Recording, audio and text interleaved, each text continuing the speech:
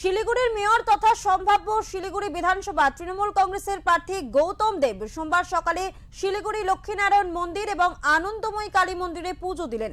এখনো ভোটের দিনক্ষণ ঘোষণা হয়নি এবং তার আগেই প্রচারের অঙ্গ হিসেবে একদিকে যেমন দেওয়াল লিখন শুরু হয়েছে, তার পাশাপাশি জনসংযোগ শুরু করেছেন শিলিগুড়ির মেয়র গৌতম দেব।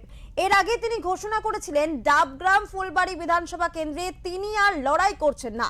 সেই কেন্দ্রে ইতিমধ্যেই ক্রীড়াবিদ স্বপ্না বর্মনের প্রতিদ্বন্দ্বিতা করা নিয়ে জল্পনা তুঙ্গে। ঠিক তার পাশাপাশি শিলিগুড়ি বিধানসভা কেন্দ্রে দল চাইলে তিনি প্রতিদ্বন্দ্বিতা করবেন বলে জানিয়েছেন শিলিগুড়ির মেয়র গৌতম দেব।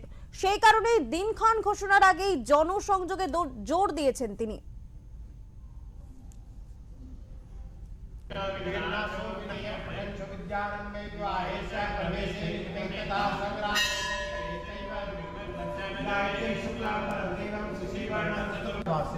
सोमवासरे आप अपना गोत्र बोलेंगे, आपका अपना नाम बोलेंगे।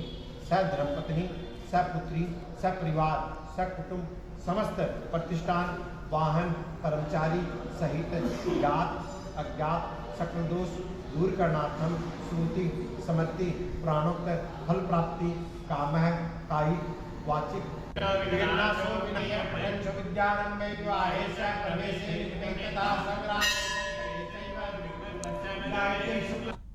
শিলিগুড়ির মানুষ ভালো থাকুক, ডাবগ্রাম ফুলবাড়ির মানুষ ভালো থাকুক, শিলিগুড়ি মহকুমার মানুষ ভালো থাকুক, দার্জিলিংয়ের মানুষ ভালো থাকুক, উত্তরবঙ্গ এবং রাজ্য সবাই সুখী সমৃদ্ধ হোক, শান্তি থাকুক, ঐক্য থাকুক, সর্বধর্ম মিলন থাকুক এবং বাংলার যে ঐতিহ্য আমরা যেন বিশ্ব সেরা হতে পারি এই প্রার্থনা করি।